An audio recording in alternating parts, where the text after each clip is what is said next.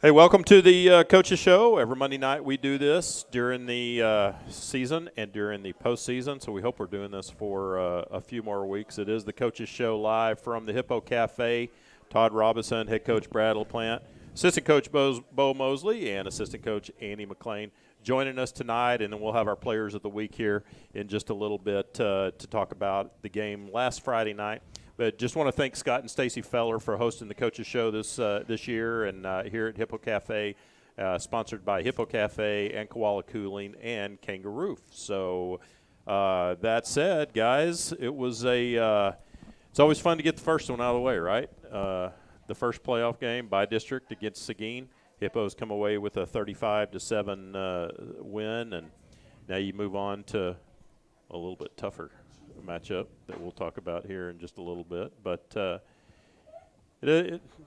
playoff, I think we talked about this last week, playoff start, and it just kind of brings a whole new feeling around the field house and the stadium, doesn't it? It's a good sense of urgency. I think our kids have felt it last week and this week. I know our staff, we just want to see how we match up with all these teams that you get each week, and it's a one-game show, and you move kids around to different positions, and you play the kids that are playing the best, and get them as prepared as you can. And you're watching a lot of film. We have a lot of scout film in that library. Hutto is stacked full. Our storage library, that's for sure. How different is it when you are getting ready for the playoffs? A lot of these district teams and teams in the area, you guys, whether we play them in district or whether we play them in non-district, a lot of these teams, you've seen them for years, right? And you know the coaches, you know their tendencies, it's so scouting them is probably a little different from scouting a team like Seguin that you've never seen before. And as best we can remember, we think that's the first time Hutto's ever played Seguin. So no history there at all.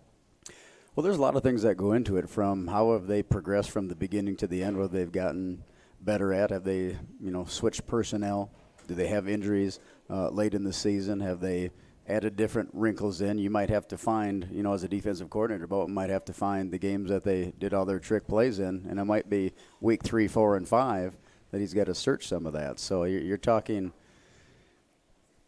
you're not holding anything back when it comes to the playoffs. So it has a different feel than a district ball game for sure. How do you decide? I know, I was in your office after the game the other night, and you're having the conversation with the Shadow Creek coach, and you're talking about which films you want to see and all that. How do you decide if you're trading 3 films? How do you decide which ones that you want to look at? Well, like for instance, for our defense, we're predominantly a 3-front. We want to see them against other 3-front teams, how they block it, what plays they're running. You also want to see somebody in spread formations. If you had 3 opponents that were all double tight or power I, that would not tell how they'd line up to some of our spread things. You also want to see against maybe an opponent that played them close or beat them, or who's the most physical. There's a lot of different reasons why you choose what you choose. So when you do that, when you get the film, Andy, do you immediately start taking your stuff and looking at their defense, and Bo, you're looking at their offense? Does everybody just kind of go their separate ways and start breaking it all down? Yeah, for the most part, we'll start Friday night as soon as we get it. I'll go home and we'll break down our own film, and then I go straight to run game, and Randy will go straight to pass game, and I know Andy's the same way. He goes straight to something. We all have our niche, and we make sure that when we come back together, that's kind of what we add to the group. Yeah, when we're in district, you actually get early trade typically. So you get a couple games that when you find a couple free minutes in the day, you try to knock out a little bit of that. And then post-game night, we all have different jobs. Like my job is I label all the formations and plays of the opponent, and I kind of get a feel of what works, what doesn't, as other guys are labeling what's their coverages, what's their blitzes, what's their fronts, things like that. And then we all come together by Sunday after we've done all that data, and we can have a conversation about what we want to do best.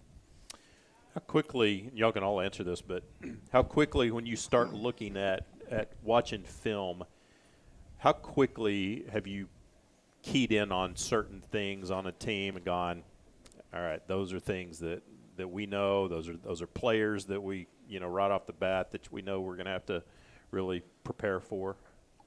First series. So, Yeah. Yeah, it might be the first play on the tape, Right. depending on the set. Like for me, there's certain formations and stuff that obviously we run, and then if you see a unique formation that can work in our offensive scheme, I'm writing that down right away. I've always got a notebook next to me as I'm doing my labeling, and we all do that. That way, if you get an idea or a thought, you don't want to forget it because your mind's running a million miles an hour as you're going through all those games. Yeah, and I think it's a great thing about having a staff is you all see it from different perspectives. So there's guys that pass the eye test when you watch the game, and there's things that stick out to everyone as an individual. And that's why we come back together Sunday and really we separate to watch it and then come back to watch it for that reason because we all see it differently. And now we can all have a little bit of input in it. well, then we also find what they do well. We want our players to say, all right, here's the top 10 things that they do well, and then things that maybe they don't do well or where the big plays were broke against them. Is it something that we do, to build them confidence and, whether it's a good or bad team, that what we want to progress upon. How different is it when you're watching film versus when you've gone and watched them in person? I know you guys during our I think it was the week that we played Thursday night, y'all were able to go watch Shadow Creek, right, in person. So when you see them in person a few weeks ago, and you make your notes then, and then you start watching films of them, does it all kind of is it all still the same? Or obviously film often doesn't show you speed for one thing, right? What other kinds of things do you see in person that you might not see on It's the film? emotion of it. You figure out who their emotional leader is, whether it's a good play or a bad play. But, sometimes on film, let's say Andy's team is playing Bo's team, I don't know how good they are. Mm-hmm. But if you see them there and you can see them and their, their mantra and how they carry themselves and what they're trying to do, you get a little bit better feel for that team live. I mean, take Maynard, for instance. You watch Maynard on film, you don't get a grasp of how big they are. Yeah. And then you see them in warm-up and you think, oh, gosh, these guys are big. Yeah. So that's something you don't get. Tempo for me is how fast are they running in between plays. Because often it's cut off at the end of the play and doesn't start till the snap. So we don't get that until we see them live. And then the opposite of that for us is we get to see, all right, when do they call their defense? Last play ended, they call it, or do they wait to see your formation? Some defensive coordinators wait till the last second to get their call in. Look for injuries, anything that's outside the screen box that you can't see watching film. That's why we go scout when we can. That's why our middle school guys go and scout and get us some good information. And then you feel more familiar with them when you show up on a game night when you've seen them in person once, and that's a big deal. You talked about when they signal in plays and those kinds of things. A lot of that is the chess game part of coaching, right? Is okay, we think these guys wait till the last second, so we're going to wait till the last second. For me offensively, that's not so much a chess game as far as do I know that they're going to base their call on a down and distance and a hash, or are they going to call it based on the formation? Because some guys are down and distance pure. They don't care what you're in. They make their call. Some guys are completely formation, and some it's a combination. So it helps a little bit. For sure. To be able to get a feel of, all right, when do they call it? And that's one of the questions I have for our middle school guys when they scout, when we can't, is when do they call it, who's calling it, from where, things like that. Yeah. Well, and that's why you'll see, when Andy's calling the game, and what we've done for years, every now and then we'll go up here, check it out, look to the sideline, we've got a new call ready to go or a different call, or we might keep the same thing on. There's different things that we do based on how they're lining up. Well, if we know they're calling something right away and we can get up there, see that, okay, our play call is good, let's roll with it, or we do need to change something, and they don't back out of what their original defensive play call was, we're good to go. And I'll give Seguin credit because they did not show a whole lot of changing their defensive call after what we call like a check with me thing where you look and then the kids check the sideline. And in our game, they changed their defense almost every time, which that was smart by them, and they got us once or twice. So yeah, something that you hadn't seen on film. They had not shown that, no, so that was new. Interesting. When you send middle school coaches out to scout, do you give them certain things? Hey, absolutely watch this or watch that.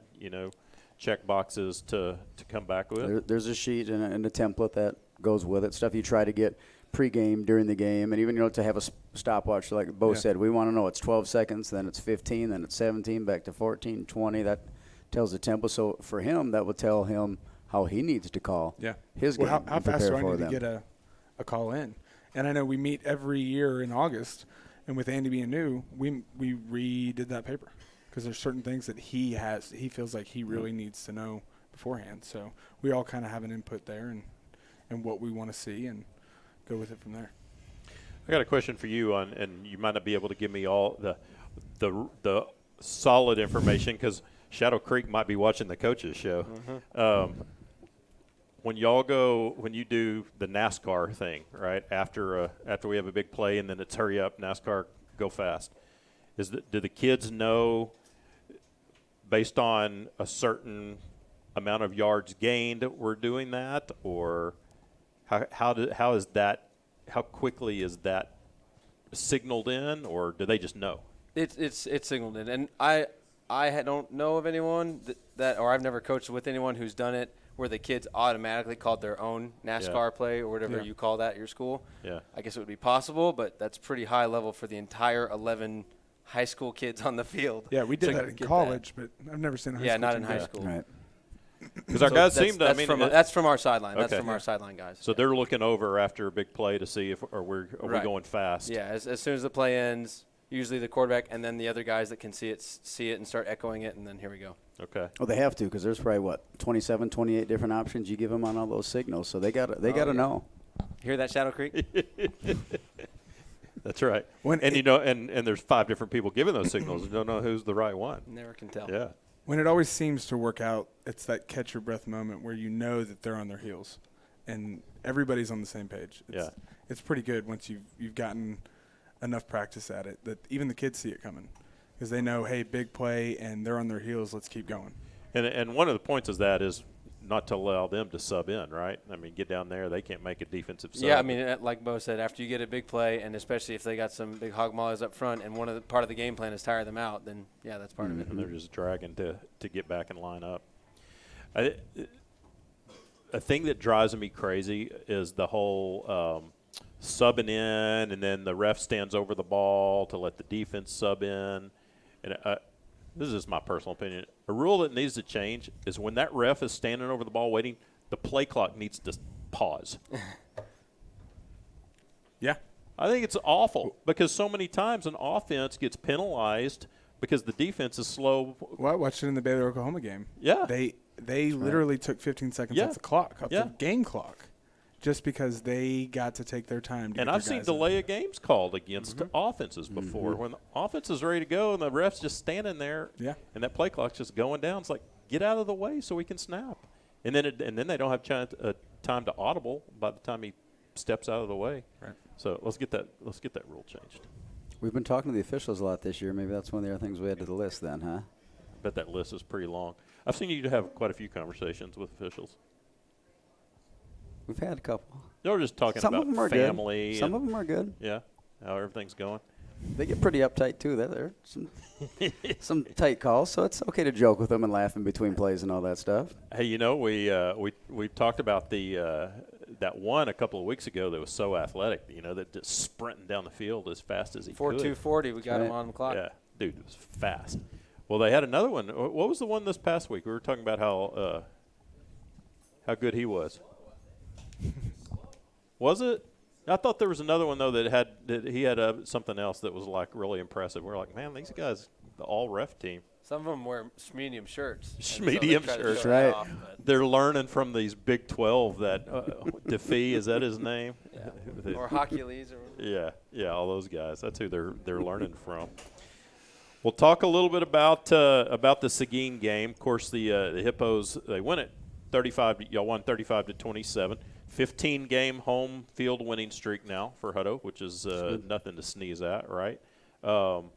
Obviously, kind of jumped out there first half, really took care of business. It's kind of an odd start with the scoring and then getting that blocked kick return. We were sitting at 6-2. Baseball score for a little bit, and then I think it was 12-2, and then 12-5. It's like, yeah. People were texting in going that hadn't listened from the beginning. Like, how did they get 5, or where was the safety? And like, no. But anyway, pretty much took care of business first half, and then things kind of stalled a little bit in the second half. And it was some adjustments that Seguin made. Well, it was, and you got to remember we had 3 freshmen playing. We were 13 for 16, I think, in the first half with with Grayson, who came out and did well. And, the run game was maybe a little bit better in the second half at times than during the first half. But, then it was, again, the chess match. How are we lining up? How are they trying to attack us? Okay, they found a couple things, and a couple key downs. They were able to get some things going, and just the game within the game. But I thought our kids played hard. We had a couple kids that we sat out a little bit for injury in the second half. So that, when you have the domino effect and it changes everybody around them, you can say, all right, we've got 7 in the box and we change 1. Well, it changes all 7 with all of our fits and different things. So I thought it was a good way to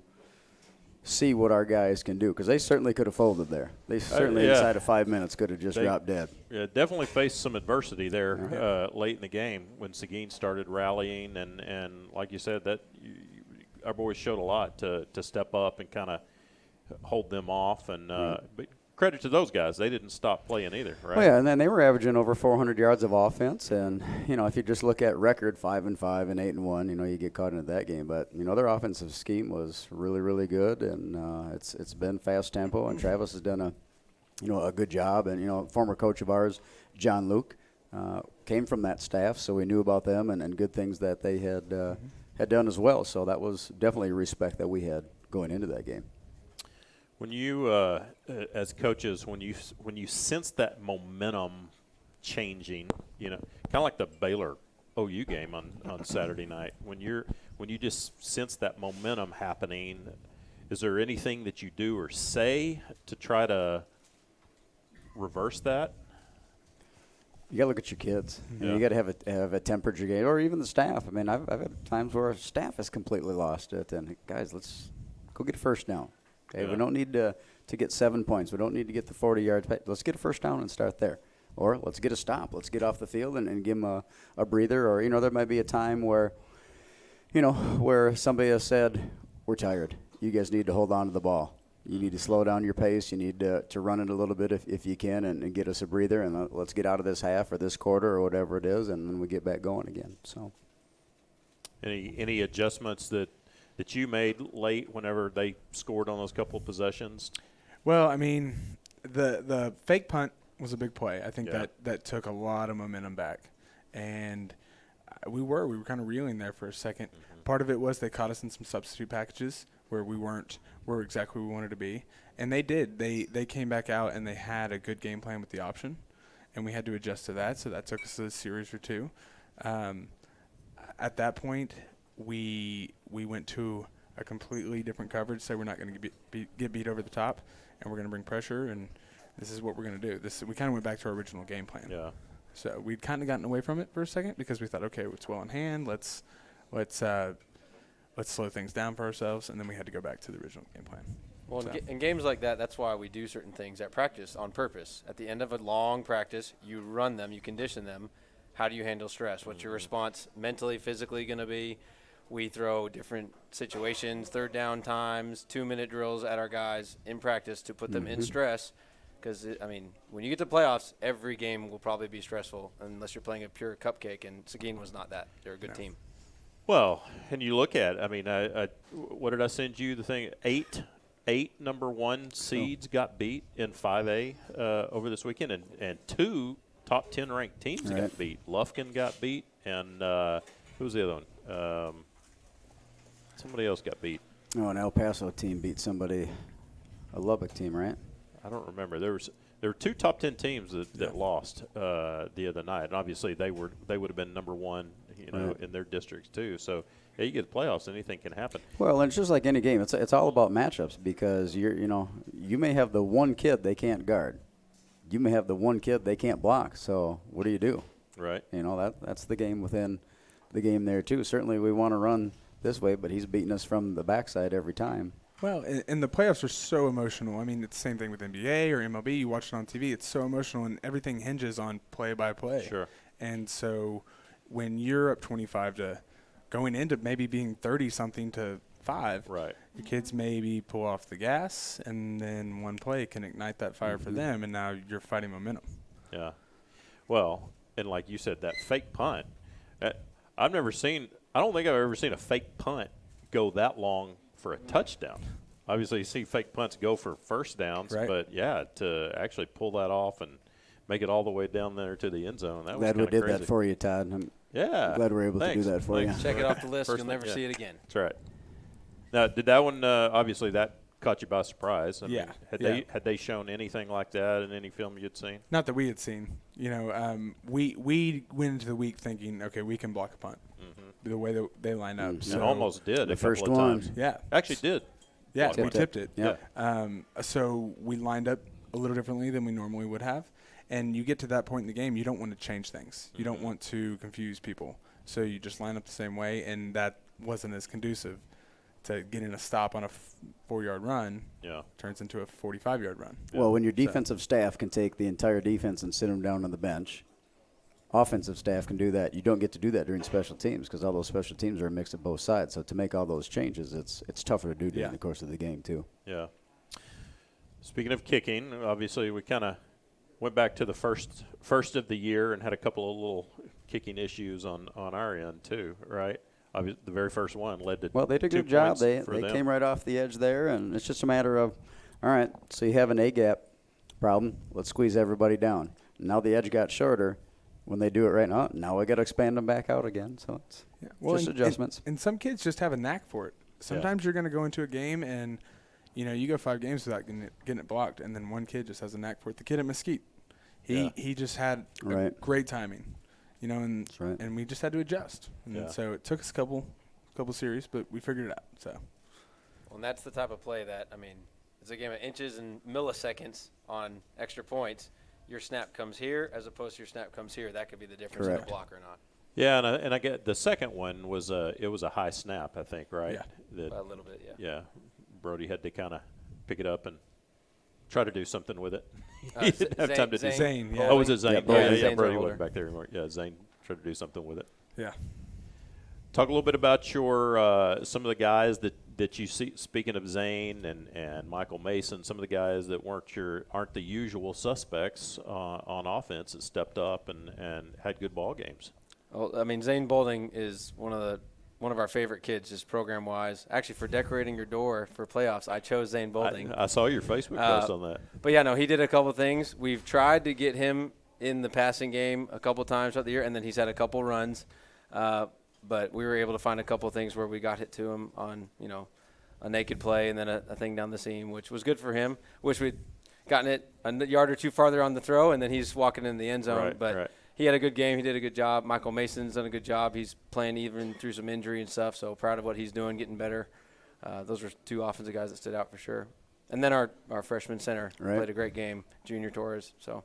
Yeah, moved him from the defensive side, right? Kind of flipped him over and we had an offensive line injury, so it's kind of next man up. And just like you say, when we have one guy goes down, but now you're bringing another guy from the other side of the ball, it's affecting 2, 3, 4 more guys on the defensive side. So that's why I give our kids credit for all the things that have been thrown at them. They've handled it very well.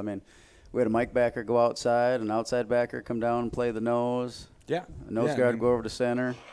We moved a leading tackler to outside backer because we had a need there, and then we put a 14-year-old beast of a kid at Mike backer, and he plays a great game. Yeah. So that happens, and it's not an excuse for anything, but I think they all did a great job. Well, I've never seen a year like this where just the bad luck of injuries, at very critical positions and critical players.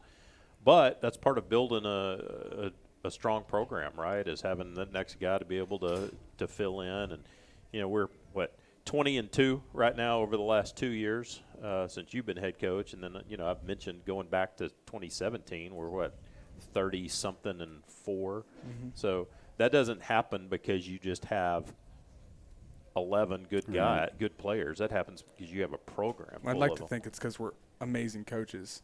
But there's that too. No, but it's the kids here. Yeah. No doubt. Well, but they just keep coming through. But it is It the is, coaching but it too, is the because coaching if too, he's yeah. not The teaching a consistency. freshman the same reads that he's going to do Right. on varsity, and you're doing zone drill, if we're not being consistent, we're confusing the kids. So that's why the minute they step foot on our campus, they're doing something. That's why you meet with HYFCA. That's why you meet with your middle school staff, and that's why our middle school staff works with those freshmen. And all those things coming together, it pays off down the road. Well, the consistency of what you guys are doing. You know, I mean, you've been here for 8 years now. Been here for 8 years. You know, you've been here for 6 years now. You know, and obviously when Van leaves, instead of going out and getting somebody starting a whole new program, you know, we're able to kind of keep the program together. So yeah, I think it's there's a lot to be said about that for the consistency of coaches and not just confusing kids with new people all the time. I agree. I mean, we've had, I don't know, what have we had, 12, 14, 15 kids either play a new position or become a starter because of an injury, or it's been a lot. Our kids have really battled and faced that adversity head on and tackled it really well. Which is, you know, obviously at whatever point this season ends, that you're already a leg up for next year, right? Because of the experience that a lot of those kids have gotten for next year. It should pay dividends. Right? Yeah, and y'all have been able to get a glimpse of how they're going to play at that level in those certain positions. Especially the playoffs too, because you can take a neutral game where there's a few hundred people there, or throw them in through a few thousand and the lights are on and it's do or die. It's different for those younger kids especially. You know, a kid that's already been to the third round, when he gets there again, it's way different than your first time. Well, that's part of some of those kids. That's why you call some of them up for the playoffs, right? Not because a lot of them aren't going to get to play, but it's to just get that experience so that when it happens next year, they're not freaked out by it. That's right? Well, and, you know, they're probably going to be some of your most consistent kids that give you the best look on the scout team, and they've earned it. You know, they've been there every day, and they've battled, and they've given that varsity look, whether it's for the varsity offense or the varsity defense, the best show each day that they can. So they do deserve to do something because they are practicing every day hard for, you know, it's tough to be a JV guy sometimes. It really is. If they understand it, I mean, they could relish it. I mean, if I'm a JV guy going against Bo, a varsity guy every day, I could either just cower down or I could battle every day and get better. And that's my best competition. So then when I get to Thursday night, it's kind of easy a little bit, or I've seen this before. So that's what we're trying to build. If I was going against Bo, I would cower down. Probably. I'd cut him. Ankle biter, huh? Yep, I'd go right for the knee. Well, we've talked about this whole year. I mean, those kids that have to go against Landon and Lordsville and Braylon, you know, it's just like, wow. They're having to go against the best. You don't think they're getting better every day going against those guys? Absolutely. It's huge for them. That's what competition is, though. You get better by doing iron sharpens that. iron, right? It is. I mean, that's what the best programs that are year after year going on long runs, because if you add up how many extra practices they've had, they have a season and a half every year, if not more. That's right. And we're one of those programs now. Yep. You know, we didn't used to be, and now we consistently are. Yes, sir. You know, every year we're not. I think for a little bit it was like, wow, we made playoffs. That's exciting. Now it's like there's an expectation to go beyond round one. You're right. Of the playoffs. You know, talk a little bit about just the way Texas high school football, you know, the way it works is a region versus a region. I mean, within regions, and sometimes it might not be fair, right? I mean, sometimes the best teams in the state end up playing each other long before you get to Dallas. Well, first round, 2014, us in College Station, we ended up going to the to the fourth round. We thought we probably should have made it farther than that, and I don't think it would have mattered if it was us or them. That whatever team was the victor that night would have done that. Was going to make a run, right? And I mean, it is what it is. You got to play whoever you're. Just like this week against Shadow Creek, you're playing one of the best teams in the state of Texas. You'll hear, you know, if you listen to all the, 2A all the way up to 6A, if you listen to, Tepper and all his statements about each regional bracket and everything, there's some regions where there's one team. Oh, yeah. And then the next one he's rolling out 5 or 6. If you go down to the Houston with a 6A with Katy and North Shore and Dickinson and all those, I mean, yeah.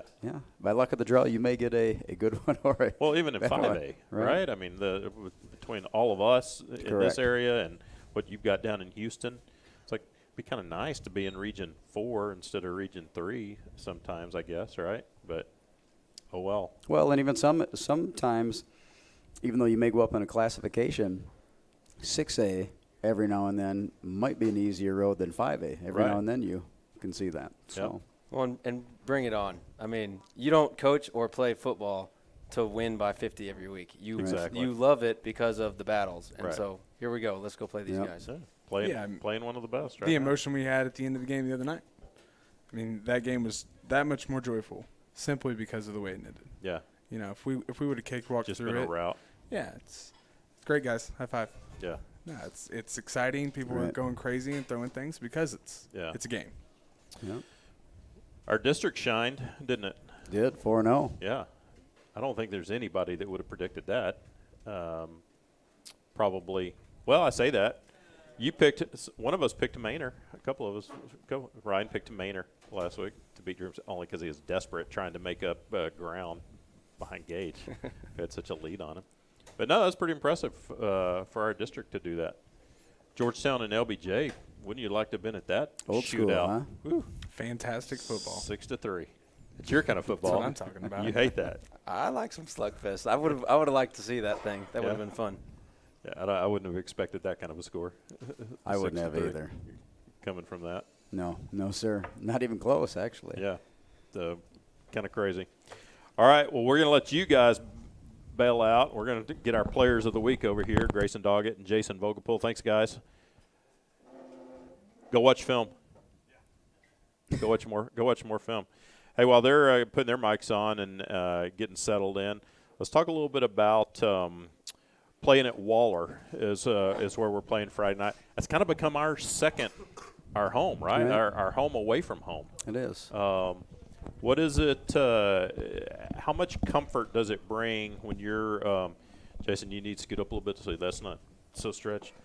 How much comfort does it bring going to a place year after year, for a playoff game that you have familiarity, which probably eliminates a lot of what would be distractions otherwise, right? Well, I mean, for returning players that have already been there, they know what the locker room's like. They know what the atmosphere is like. They've already done the road trip. They know kind of what our schedule is. But just really, it's the atmosphere and seeing what the what the press box and just the surroundings are for them, and certainly it is for us too. If we want to have different types of meetings and the locker room isn't what you want, we have to make adjustments. And the fact that we've been there, done that, because this will be the 4th or 5th time that we've been there, and it should have been another one had we had the Houston Lamar game. It's good. I mean, the other part is just out. It's in the middle. It's appropriate for the location. It's not like we're flipping with them to either be closer to Austin or, if we didn't win the flip, be closer to Houston. So it's 2-hour drive. It's fine for us. It's better than some of the other facilities in the area. But the other part of it, and you and I have already talked about this, was their stadium wants us there. Yeah. They want to take care of the people. They wait on us hand and foot, and they do a great job as a host there. They really do. And I want to say, maybe I'm just biased, but I want to say they kind of pull for the Hippos too. I think they kind of like us down there. They might. I know that Buc-ee's likes us. I still need to approach that Buc-ee's about selling Hippo stuff. Right. Because as many Hippo You're fans as end up at that Buc-ee's every year because we're going down there for playoff Well, then they games. need to have another location right down the street here too. Wouldn't that be ideal? Heck yeah. Good. A perfect spot for them. You're right. Well, guys, congratulations. Grayson Doggett, Offensive Player of the Week. Jason Vogelpool, Defensive Player of the Week. Both of you have been here already once this year. So, Grayson, I think I wrote it down. You were 18 of 23, 256 yards, and 3 touchdowns. That's a good first playoff experience for you. Yeah. Congratulations. Yeah, it was a lot of fun. Yeah. How did that? How different was it being a playoff game? Your first playoff game, kind of stepping out there, the whole different feel. You could definitely feel it just in the atmosphere and how people were reacting to things, and just how it got rowdy at the end of the game. That was a lot of fun, just knowing how many people really care about the game and how big it was. What about nerves? How did you feel before the game? You're warming up, and then you're in the locker room before you come out. Were the nerves a little bit more than a regular season game? Do you feel like? Just a little bit, but being at home, it made it feel a lot more easy to adjust to it being a playoff game, just because you're familiar with it. Does that kind of go away pretty quickly once you get out there and you're on the field? You start playing, you start throwing balls, and then you just kind of settle in, and it's just another football game you're playing. Yeah, I'm usually pretty nervous until I get hit for the first time, and then it just goes away. You're not supposed to get hit. Well, yeah, but it happens. And probably just the opposite on defense. Nerves are like you get to instantly go hit somebody, right? And you don't have to worry about it. Not at all. All right, we have to give you a hard time because your toss of the turnover chicken the first time. It was a little rough. Almost killed a cheerleader. That was an air ball. You Is that bad? You It was airballed the bad. turnover I chicken. threw it straight up in the air. Yeah, straight up. Yeah, it was like a punt that went straight up and come straight back down. Didn't get it into the student section. I didn't get my QB stuff like Grayson. Yeah. I didn't get proper training yet. Week 10, and we don't have that down, huh? That's the first one I ever got to throw. So That's the first one you've thrown? yeah, this like year? I'm pretty good at dropping them. So Oh, yeah. Well, might have to have turnover chicken throwing practice. Well, we had a contest this morning. Let's see what we bring out on a Tuesday, I guess. Yeah? Never know. Chicken's kind of game day, though. That's a game day thing. I don't we know. don't bring that up till the 20th. I don't know. We may not want to mess with that. We'll Yeah. figure it out. Yeah. Well, Off season. Off season. You got it back and redeemed yourself and, Right, and, right. and tossed it back in there. It's pretty good. Yeah. Talk about, Jason, from your perspective, just playoff game intensity and how different that is for you to come out knowing, hey, you're playing sudden death now, right? Every game is a sudden death game. It's a little different, especially knowing that I'm a senior, so it could be my last every time. But I've been there and done that third round last year, so it wasn't that bad this year. Yeah. How does both of y'all have been in playoff games in baseball now too? Because you're both baseball players. How does a playoff game of baseball differ from a playoff game in football? In baseball, usually it's a series, so it's not as big of a deal if you lose, but I think just the atmosphere really. Like, baseball, it really isn't. There isn't that many people there compared to football. And the band and just everything that's going on, it just intensifies everything. Yeah. You Jason? said it right. Yeah. Unless you play like town ball, the whole town comes out because it's a baseball town. There was a good atmosphere there. There was Yeah. a nice one there, but like it's definitely not as many people, and there's no band.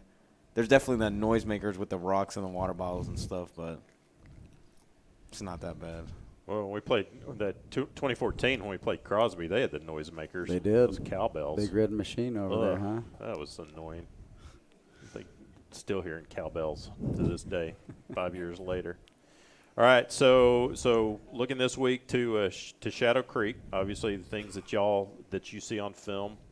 Grayson from a defensive perspective, Jason from their offensive perspective.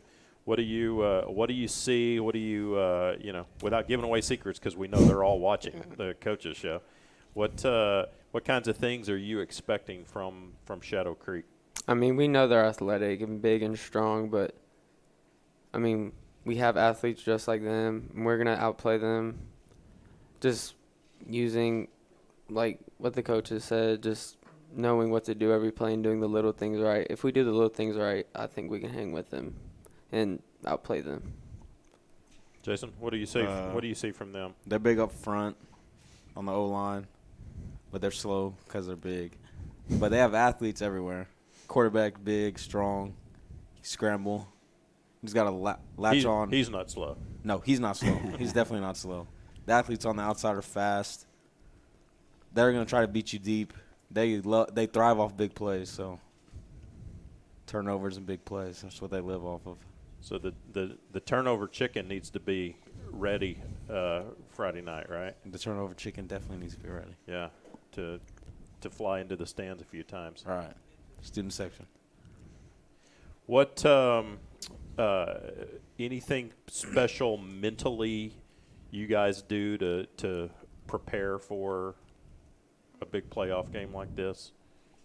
You just kind of go through your week like For me, normal? it's just do business as normal. Just try not to change anything. Don't make anything bigger than it is, and just keep a constant, just emotional status, if you will. I'm loose. Yeah. I'm loosey-goosey. Yeah, I'm not one of those guys that just sit there and look down or listen to music. I get around, have fun, dance, just have fun. Yeah. It's the main thing you do. Don't think about the game. Just have fun and go do it. What about during the week? Is it hard to keep your mind on, focused on school, doing the things that you have to do and not let your head keep going forward to Friday night?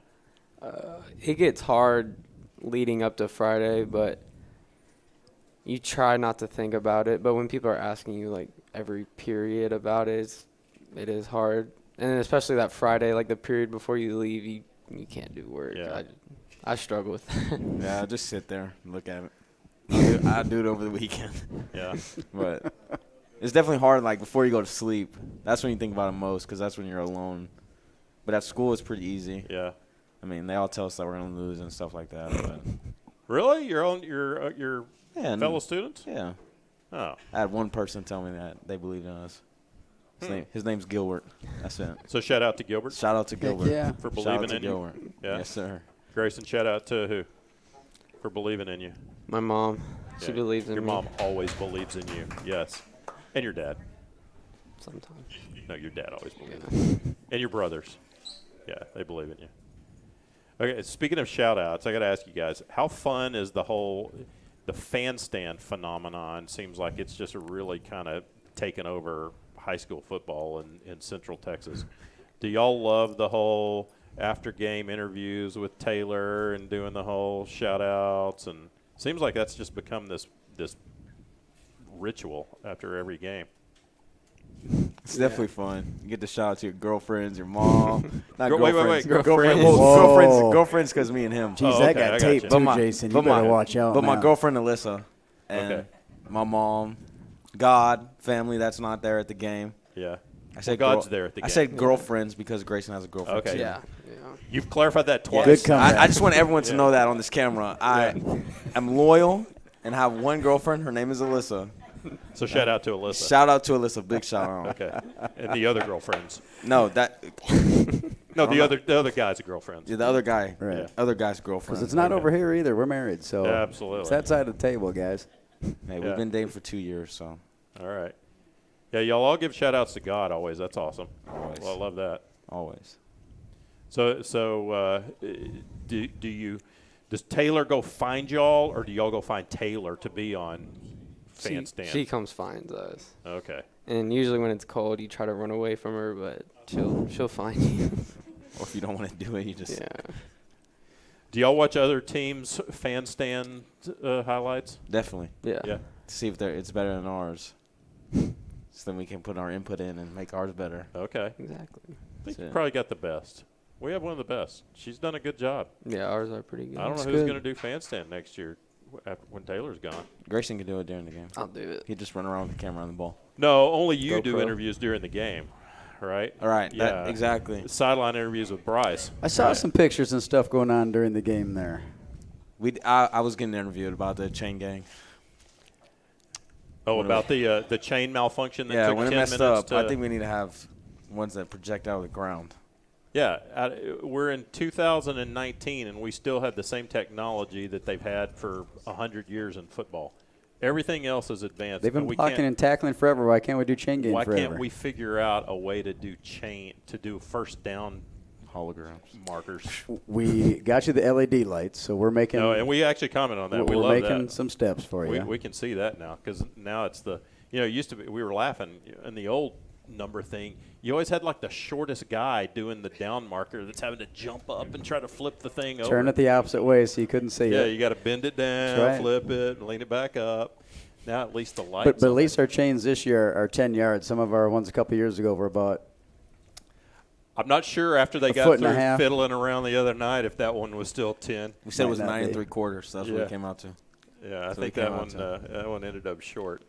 Yeah, why can't we, like Bryce said, why can't we just get a laser or something that just shoots across the – Ryan and I are always up there looking for the yellow line going across the field, and we never do see it. So New press box will have that, I bet. there you go. Huh? Hippos are always the innovators. We should be the ones who come up with the new first down marker. All right, so and it's going to have some kind of Where's the robotics crew? They're state champs. Let's get it, We baby. should make that. We should be the ones who are the innovators. Let's and patent that. finally change. Be good. first down markers. All you have to do is send a 100 laser years. across so the line's already there, and the other one only goes till 10 yards to a marker completely right there. agree. Why? Yeah, why not? Be so easy. Coach McLean will have it done by noon tomorrow. What do you think? All right, we got it. Now we all have to. Now we got to sign all the legal papers first, so we all get the payoff for it. It's on camera. You get it taped. I We're know. good. Now somebody else is running out there to do it. All right. Well, you've been to Waller. Yeah. Well, I mean, y'all been to Waller, so feel good going back to a place that you're familiar with and what we call our home away from home there. Oh yeah. Yep. Yeah, I'm good with them. Be ready for Shadow Creek there at Waller. Hey, one thing I want to ask you, Brad, is you mentioned you were talking earlier about officials. How do you guys decide as coaches? How do y'all decide where your officiating crew is going to be from? Well, some of the chapter make faster decisions or later decisions than you want to. So there's one chapter that says all four of us, so we're playing each other, they're playing each other, all four coaches have to agree before we even start talking officials who your top five are. Okay. Another one will do the same thing, but then after the fact, you have to wait till the game is over before you do it. There might be a case where, let's say I end up playing Grayson and we're an Austin area team. We want to use our Austin officials. We can decide it beforehand. You're the Houston area teams. You can decide it beforehand, and whoever wins gets the officials that they want. It's all on how the association will let you do that. And you want to get ahead, especially right now, because you're going into Thanksgiving break and everybody's you gotta be scrambling ahead. to get officiating crews just like they scramble to get buses. You're right. Right. You're right. So who's our officiating crew Friday night? We have a Houston chapter, Kevin Upham. Okay. So even, Coach McLean and Coach Houghton, Yeah. we kind of set some calendar invites, and I wouldn't even gotten mine because my phone was buzzing so much, but he got his and came over right before I had to cut off the Statesman interview and said, "We need to make one call," Yeah. because we wanted to get our top officials. This is when y'all give shout-outs to Kevin. Shout out to Mr. Upton. There you go, That's Mr. Kevin. Yeah. The officiate. Yeah. Mr. Upton. Mr. Upham. Upton. Upham. U-P-H-A-M. Upham. Mr. Mr. Upham. Upham. So we'll know him. Talk to him. Yeah, there you go. There you go. In a good Tell him you manner. gave him a shout-out on the coaches show Monday night. Speaking of shout-outs, I want you to give a couple. Training staff this year has been Eerie. Every time they come They've into the worked- office, they've I worked cringe. overtime. Yeah, I get nervous. yeah. But no, they've worked overtime this year. They've It's done a just really, really kinda good been job. Uncanny, but yeah, talk just real quickly about all the things they do. And Megan, Well, being Eric new. and Meg have done fantastic. They have great relationships with the kids. When you go into the training room, the kids feel comfortable. They know that they trust them that, hey, here's what you got going on. You're going to be fine. Here's what we're going to do to get it better. Or, hey, we do need to look at this. Let's call your mom and dad and figure it out. They've got total confidence in what they do. They're comfortable around them. So that's number one. Do our kids go in every day and do they communicate? Because, like Coach McLean and I, we're one of the first ones there, and we might be working out and be a dozen kids there before 6 a.m. going into the training room during the course of the day. So the fact that they're there early to get taken care of, to get good serving. And Megan, she's walking through at 5:30. She's there ready for the group, and it's good. They've diagnosed proper injuries and taken care of them really well. Sometimes we wish their diagnosis was wrong. not spot on before Yeah. they go to the doctor and we find out that it really was a season-ending injury. But, they still take care of those guys after the fact because they're going to communicate to a doctor and start work some PT things there that they can do within our offices, which, helps out the families to not have to physically come, pick them up, take them to the doctor, spend money for the doctor visit, bring them back. That's tough on families when they have to do that. So, they both kind of have their little niches that they do, throughout their schooling or something that they're working on right now and studying different things to help out the kids, or maybe even, hey, this particular lift is going to affect that injury, but here are 3 other things that they can do to work that muscle group, but it won't, hurt the bone structure. They're very well versed in that for our kids to help them out. The other shout out I want you to give is especially a few folks that work just tirelessly, the Booster Club and all the things that they do throughout the year. No, they do. They've done a great job, and right now we're actually combining both the middle schools and the high school into one Booster Club. So power that we'll have of people and be able to help out and organize. So you've got Amy McFeely. She does a good job as our president. Mr. Doggett over there helps out a bunch and picking up snacks and being that social media coordinator, giving shout outs to all the teams and the kids and all that. And so many parents just when you have 30 volunteers that work a night in the concession stand and give, or even part of those people, we'll put out on our team communication that, hey, we need a few cases of water, and pretty soon 12 show up and a whole bunch of stuff. So if the kids miss a breakfast or they need something for a snack in class, they can grab that. But it's been really, really seamless throughout the changes that we have with Booster Club, and we've got a meeting yet tonight that we'll have some more good things that we're always working on for kids. So a lot of great parents involved in that organization. Thanks for staying and doing the coaches show and being late to the Booster Club. Sacrifice you got to make. Juggling match, it's tough. That's what you do Yeah, all the time. Somebody's got to do it, though. That's right.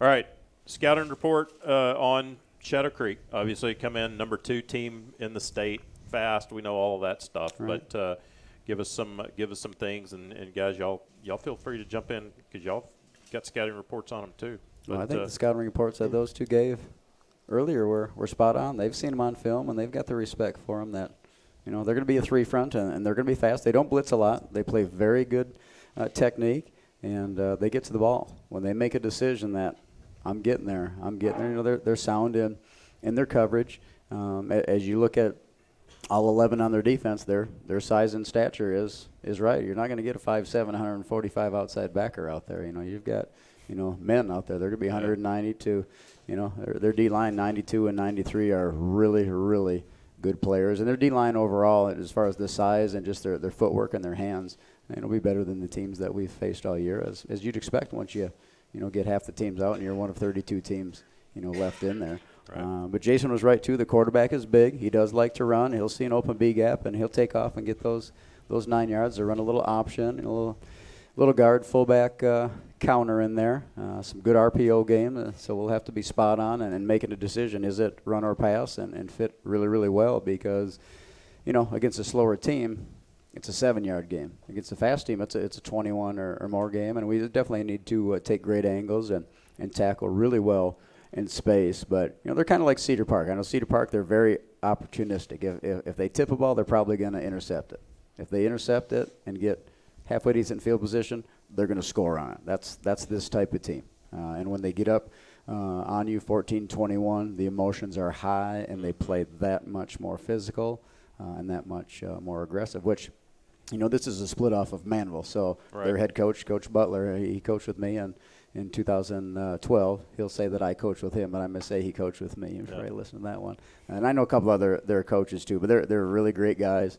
They do anything for kids. They're just like us. Their kids are going to play hard. They're going to be coached well, and they're going to bring it. But we absolutely are too. You don't get to be 9-1 and ranked in the top 10 without playing some good teams and playing well and playing good defense and special teams and offensively as well. And you always have been and always will be a no excuse guy too. And injuries, guys we've lost, we just next guy up, right? You go out there and you just keep playing hard. And love to have them, but we don't. So the expectation is that next guy steps right on in, and he should have been at any physical rep that he had in practice. He should have been believing in himself, and he darn well should have been back there getting mental reps and watching film as well, because you never know when it's your time. And that's what I like about our staff. We coach every single kid out there, not just the starters. And we do a good job rotating, kids in and out. You don't get every rep on defense. You don't get every rep on offense because you don't know when the sickness, the bug happens or the tweaked ankle or whatever it is. So that guy's got to be ready, and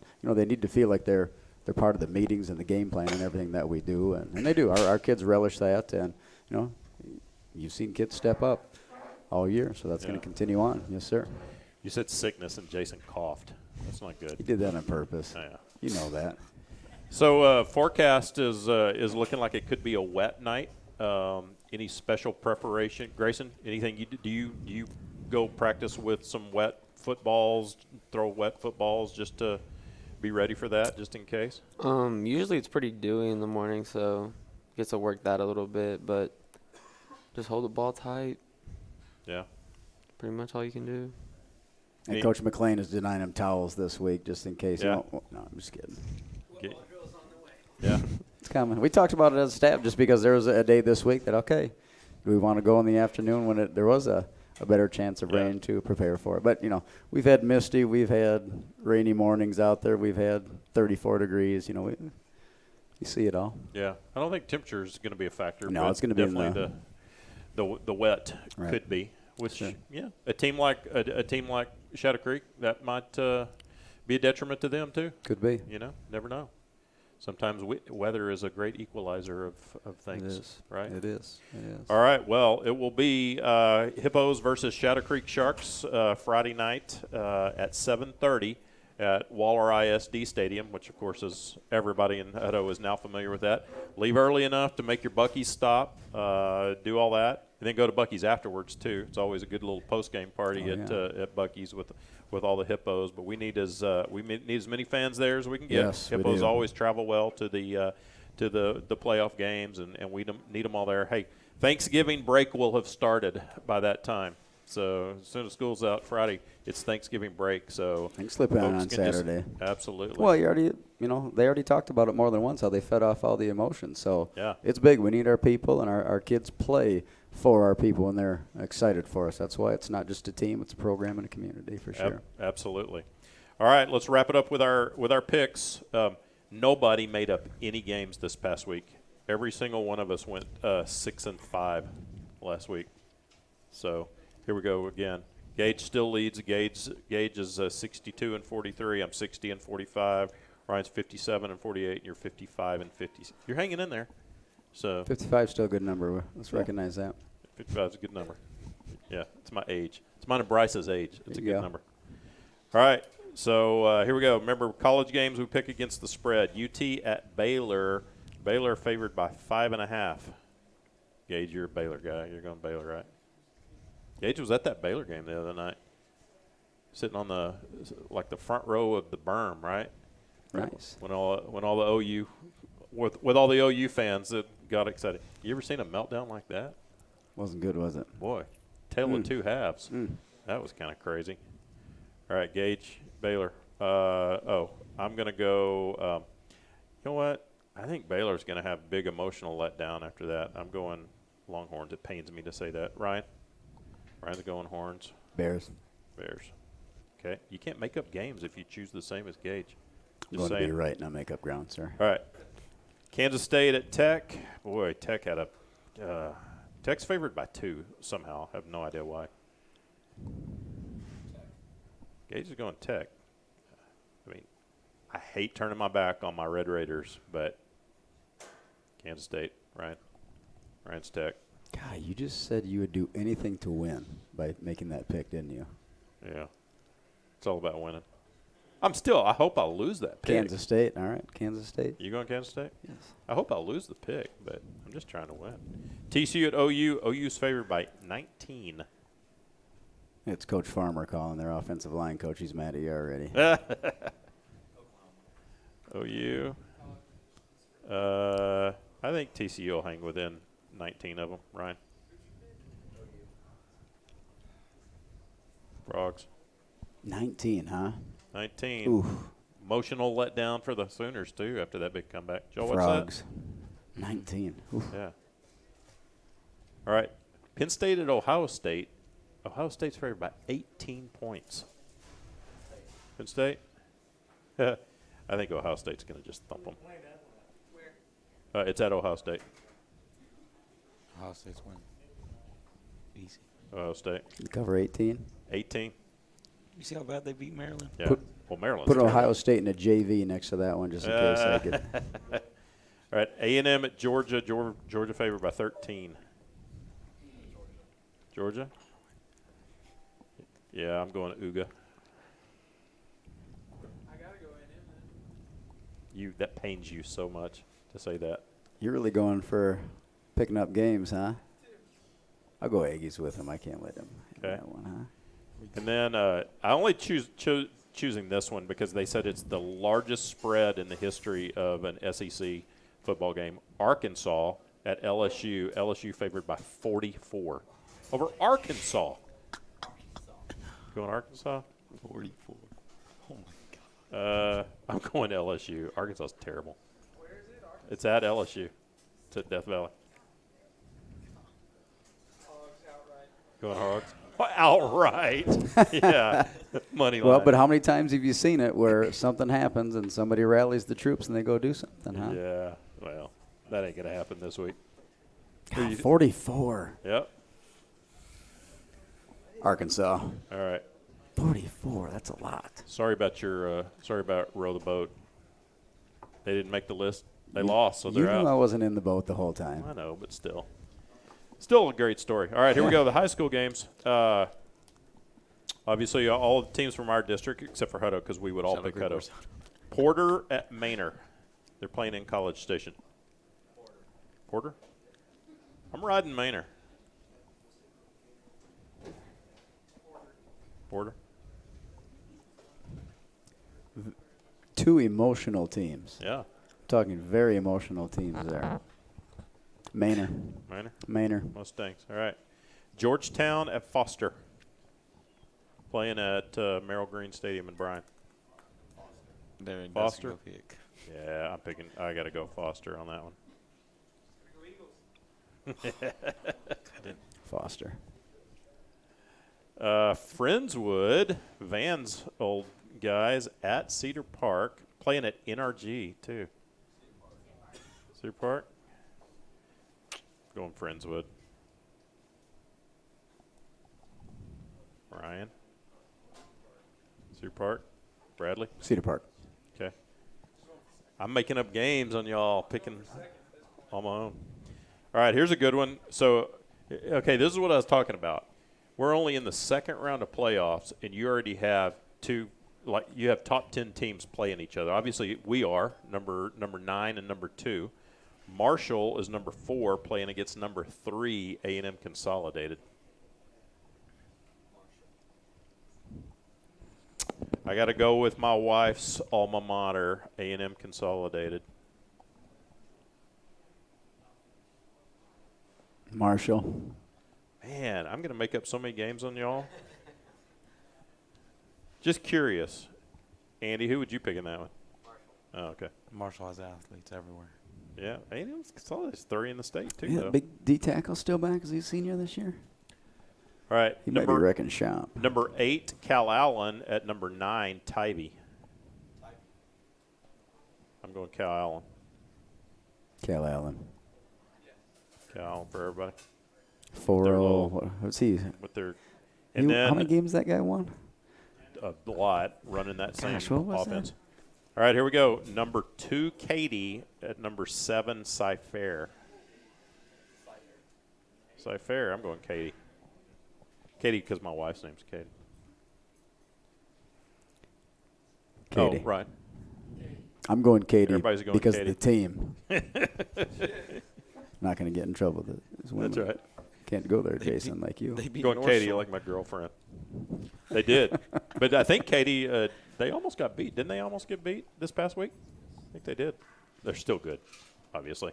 Well, A lot of Boy. good teams on that list right there. there are a lot of good teams on this. That's what I was saying. Second round of the playoffs, and you've already got some great high school sir. matchups. So it'll be fun. We'll review all this next week, and obviously it's all going to switch because I will now move into first place. I'll just go ahead and say it right now. Good luck Friday night, guys. Come out ready to play. Represent Hippo Nation. Jason, practice your turnover chicken tosses a little bit this week. So hope that you're going to be throwing that into the stands a couple of times. You and your to my pals. girlfriend. That's right. Yeah, to sing and give ready to get shout outs to girlfriend. Yes. And girlfriend. And girlfriend. That's right. All right. All right. We hope that all of you will make the drive down to Waller Friday night for the game. If you can't, obviously you can tune in and listen on hipposports.com and the SHN Sports Network. And then we hope we'll be back here next Monday night to talk about this one and then look forward to round 3 of the playoffs For Coach Mosley and Coach McLean and for Coach LaPlante and for Ryan and Gage and Grayson and Jason, I'm Todd Robinson saying have a great week, everybody.